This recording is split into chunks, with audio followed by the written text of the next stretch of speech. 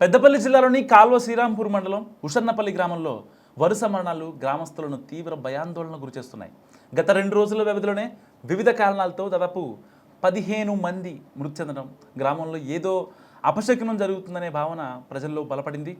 ఒకరి దశదన కర్మ పూర్తి కాకముందే మరో మరణం చోటు చేసుకోవడం అండ్ అదే సమయంలో వర్షాలు కూడా కురవకపోవడంతో గ్రామస్తులు మరింత ఆందోళన చెందుతున్నారు.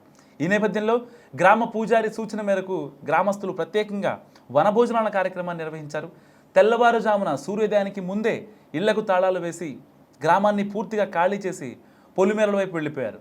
గ్రామంలో ఎక్కడా పొయ్యి వెలిగించకుండా దుకాణాలు కూడా మూసివేసి ఊరంతా ఒకే చోట చేరి వంటలు చేసుకొని వనభోజనాలు నిర్వహించారు. స్థానికుల నమ్మకం ప్రకారం గ్రామానికి ఏదో ఒక కీడు లేదా పీడ పట్టిందని, ఇలా గ్రామాన్ని తాత్కాలికంగా ఖాళీ చేసి ప్రత్యేక పూజలు వనభోజనాలు నిర్వహిస్తే ఆ దోషం తొలగిపోతుందని కూడా భావిస్తున్నారు.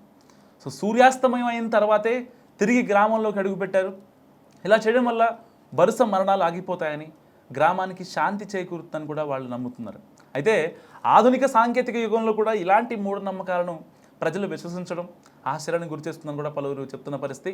అండ్ గ్రామంలో జరిగిన మరణాలకు గల అసలు కారణాలను వైద్యపరంగా సామాజికంగా పరిశీలించాల్సిన అవసరం ఉందని కూడా స్థానికులు చెప్తున్నారు. అండ్ గ్రామ ప్రజల్లో నెలకొన్న భయాందోళనను తొలగించేందుకు అధికారులు స్పందించి అవగాహన కార్యక్రమాలు నిర్వహించాలని, శాస్త్రీయ దృక్పథాన్ని పెంపొందించే చర్యలు చేపట్టాలని మండల ప్రజలు కోరుతున్నారు. ప్రస్తుతం ఈ ఘటన జిల్లాలోనే పెద్ద చర్చనీయాంశంగా మారింది.